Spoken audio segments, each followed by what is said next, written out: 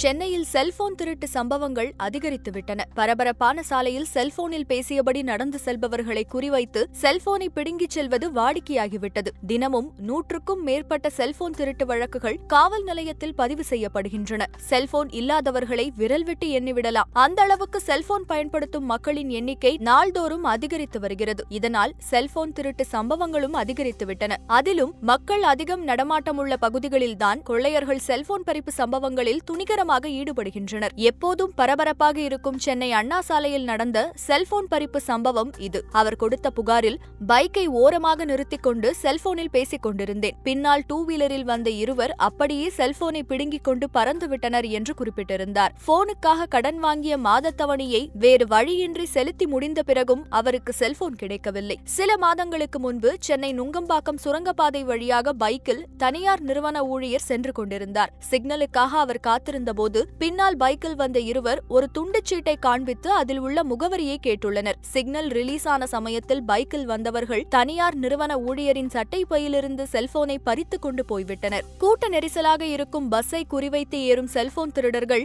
கும்பலாக சேர்ந்து புதிய செல்போன்களை குறிவைத்து திருடுகிறார்கள். இதற்காக ஒன்றுக்கும் மேற்பட்டவர்கள் பயணிகளைப் போல ஏறி வாசல் அருகேயே நிற்பார்கள். பிறகு ஒருவர் செல்போனை எடுக்க அடுத்த கொள்ளையன் செல்போனோடு ஓடும் பஸ்ஸிலிருந்து குதித்து விடுவது இவர்களது கொள்ளை ஸ்டைல். இதனால் பஸ், ரயில் என கூட்ட நெரிசலை பயன்படுத்தி பலரது செல்போன்கள் பறிபோய் உள்ளன. இது குறித்து போலீஸ் வட்டாரங்கள் கூறுகையில், பைக்கில் வரும் நபர்கள் நைசாக பேசி கவனத்தை திசை திருப்பி செல்போனை திருடுகிறார்கள். இந்த சம்பவத்தில் அதிக அளவில் இளைஞர்கள்தான் ஈடுபடுகின்றனர். இதனால் துப்பு துலக்குவதில் பல்வேறு சிரமங்கள் ஏற்படுகின்றன. படித்த இளைஞர்கள் செல்போன் திருட்டு சம்பவத்தில் ஈடுபடுவது வேதனைக்குரியது. திருட்டு செயின்கள் விற்பதில் பல்வேறு பிரச்சனைகள் இருக்கிறது. ஆனால் செல்போன்களை விற்பது எளிதாக உள்ளது. செல்போனில் உள்ள IMEI நம்பர் மூலம் தொலைந்து போன செல்போன்களை கண்டறியலாம். இந்த தகவல் தொழில்நுட்பத்துக்கும் வேட்டு வைத்து விட்டனர் புத்திசாலி கொள்ளை கும்பல். அதாவது திருட்டு செல்போனில் உள்ள IMEI நம்பர்களை கூட மாற்றி விடுகிறார்கள். இதனால் செல்போனை கண்டறிய முடிவதில்லை. புதிய தொழில்நுட்ப வசதிகள் மூலம் காணாமல் போகும் செல்போனை கண்டறிய வசதிகள் இருந்தாலும் அதையும் அதே தொழில்நுட்ப வசதியை பயன்படுத்தி தடுத்து விடுகிறார்கள். எனவே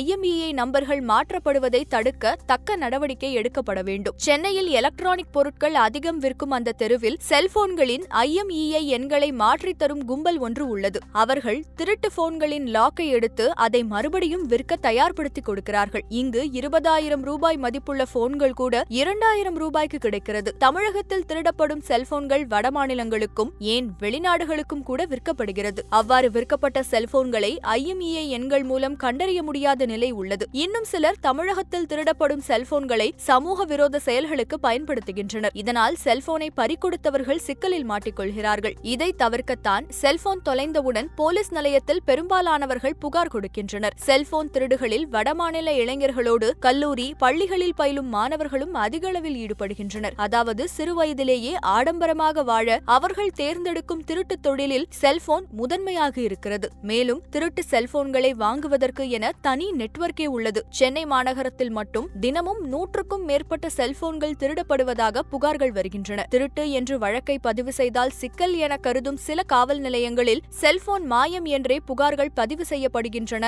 என்று கூறினர். மேலும் இதுபோன்ற செய்திகளை தெரிந்து கொள்ள சுட சுட சேனலை சப்ஸ்கிரைப் செய்யுங்கள்.